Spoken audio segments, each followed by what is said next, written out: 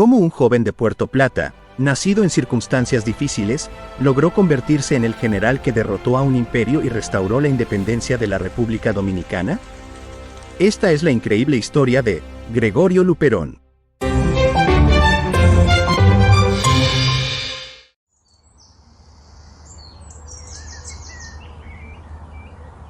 El 8 de septiembre de 1839, en la ciudad de San Felipe de Puerto Plata, nació Gregorio Luperón. Su madre fue Nicolasa Luperón, una mujer humilde que lo crió sola. De su padre, algunos historiadores hablan de Pedro Castellanos, un comerciante de Puerto Plata, aunque nunca lo reconoció de manera oficial. Luperón creció en la pobreza, ayudando a su madre desde niño. Y su infancia no fue en cualquier lugar. Fue en Puerto Plata, la ventana de la República Dominicana hacia el mundo. Cada semana llegaban barcos con mercancías, periódicos y noticias de Europa, Estados Unidos y del Caribe. En sus calles convivían gente local, inmigrantes y comerciantes extranjeros. Un ambiente vivo, abierto y liberal, que marcaría para siempre al joven Luperón. En medio de ese ambiente cosmopolita, también surgieron nuevas oportunidades educativas.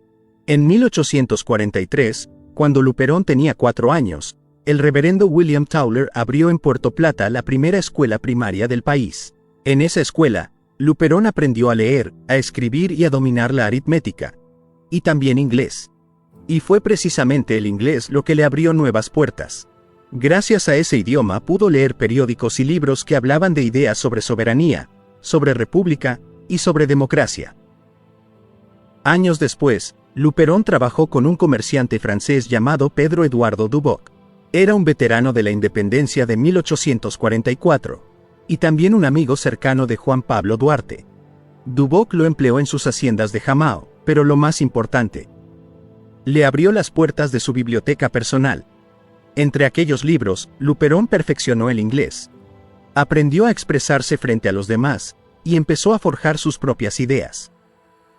Con libros, disciplina y el ejemplo de sus mentores, Luperón se fue forjando, y pronto pasaría de los estudios y el trabajo en el campo, a la vida pública y militar. Durante la década de 1850, Puerto Plata se consolidó como una ciudad liberal y comercial. El Cibao defendía el comercio internacional y las ideas modernas. En contraste con los sectores conservadores del sur. Con apenas 15 años, Luperón ya frecuentaba círculos liberales en cafés y casas del puerto, leía prensa extranjera, y debatía sobre soberanía y democracia. En 1857, con solo 18 años, participó en la Revolución Cibaeña, una rebelión contra el presidente Buenaventura Báez, un hombre conocido por su ambición, y por negociar con potencias extranjeras para perpetuarse en el poder. Esa fue la primera experiencia política y militar de Luperón, quedando marcado su rechazo temprano al caudillismo y su entrada activa en la vida política y militar del país. En 1861, el general Pedro Santana, héroe de la independencia, pero aliado de los conservadores, proclamó la anexión de la República a España. Ya con 22 años, Luperón consideró aquel acto una traición a la independencia de 1844. Por eso se unió a los jóvenes liberales de Puerto Plata, que organizaban la resistencia contra el dominio colonial. Desde entonces, Luperón dio sus primeros pasos en la vida pública. Se convirtió en activista, y también en conspirador en favor de la soberanía. Con esas acciones comenzó a marcar su camino. Un camino que lo ligaría para siempre a la defensa de la independencia dominicana. En 1862 fue arrestado por las autoridades coloniales, aunque logró escapar. Su huida lo llevó primero a Haití, refugio de los dominicanos contrarios al dominio español. Poco después viajó a Nueva York, una ciudad que desde mediados del siglo XIX se había convertido en refugio de exiliados dominicanos, cubanos y puertorriqueños. En ese ambiente, Luperón reforzó sus lecturas y conoció nuevas ideas de libertad y república. Se unió a círculos de patriotas caribeños liderados por el puertorriqueño Ramón Betances, figura clave en la lucha por la independencia de su isla. La prensa libre y las redes de exiliados le reafirmaron una convicción. La República Dominicana debía recuperar su soberanía. Del exilio volvió transformado. Ya no era solo un joven con ideales. Era un líder con visión, experiencia internacional, y listo para luchar.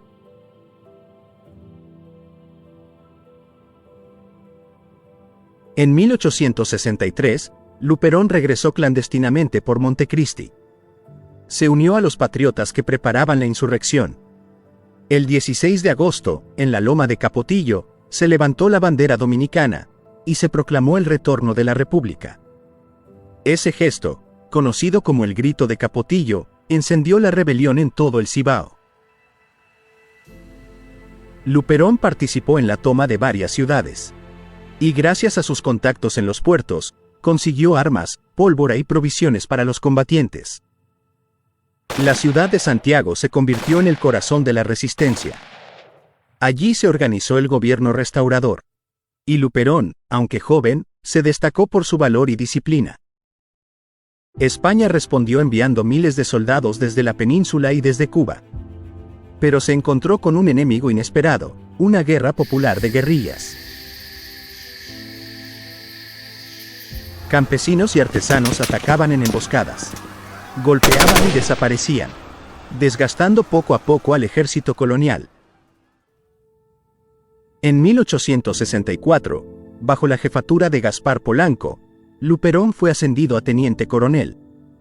Desde entonces, se convirtió en un jefe clave en la defensa de Santiago. Finalmente, el 3 de marzo de 1865, la corona española declaró terminada la anexión. En julio, las últimas tropas zarparon de Santo Domingo. La República estaba restaurada. Y Luperón, con apenas 25 años, ya era un héroe nacional. La guerra había terminado, pero la paz no sería sencilla. Lo más difícil estaba por comenzar: gobernar un país dividido. La victoria militar no trajo estabilidad. El presidente provisional, Pepillo Salcedo, buscó préstamos y reconocimientos internacionales. Pero esas decisiones generaron divisiones. En octubre de 1865, Pepillo Salcedo fue derrocado y ejecutado por orden de Gaspar Polanco. El país entraba en una etapa de incertidumbre. Entre 1865 y 1867, Luperón se consolidó como líder liberal del Cibao. Defensor de una independencia firme, sin concesiones. Pero, en 1868 regresó al poder Buenaventura Báez. Promovió un tratado para anexar la República a los Estados Unidos. El plan contó con el apoyo del presidente norteamericano Ulysses Grant, pero en 1871 el Senado estadounidense lo rechazó. Luperón, perseguido, partió al exilio en Haití, Saint Thomas y Curazao. Desde allí mantuvo viva la oposición y organizó conspiraciones. Fue en este contexto cuando se consolidó el Partido Azul, movimiento liberal y nacionalista formado por antiguos restauradores. Su programa defendía la soberanía, el comercio abierto, la educación laica y la oposición al caudillismo. Con esas ideas, Luperón pasó de exiliado a jefe político, y fue su ciudad natal, Puerto Plata, la que lo vio gobernar. En 1874, Buenaventura Báez fue derrocado definitivamente. El poder pasó a Ignacio María González. Pero su gobierno autoritario despertó la oposición de los azules. Desde su bastión en Puerto Plata, Luperón reorganizó el Partido Azul. Formó nuevos dirigentes y consolidó su influencia. Entre sus discípulos estuvo Ulises Xerox, conocido como Lilis, y que más tarde sería presidente. En 1879, tras una nueva crisis política, Luperón fue proclamado presidente provisional. Y rompió la tradición. No gobernó desde Santo Domingo, sino desde Puerto Plata, símbolo del poder liberal y comercial del norte. Durante su breve mandato, impulsó reformas fundamentales. Educación laica, con el pedagogo puertorriqueño Eugenio María de Hostos. Defensa de las libertades civiles. Reorganización del ejército. Y elecciones más limpias. En un país acostumbrado a fraudes. En 1880, Luperón entregó pacíficamente la presidencia a Fernando Arturo de Meriño. Un gesto poco común, en una época de caudillos que se aferraban al poder. Con esa entrega, Luperón eligió otro papel, ya no el del presidente en ejercicio, sino el del árbitro moral de la República Dominicana. Tras dejar la presidencia,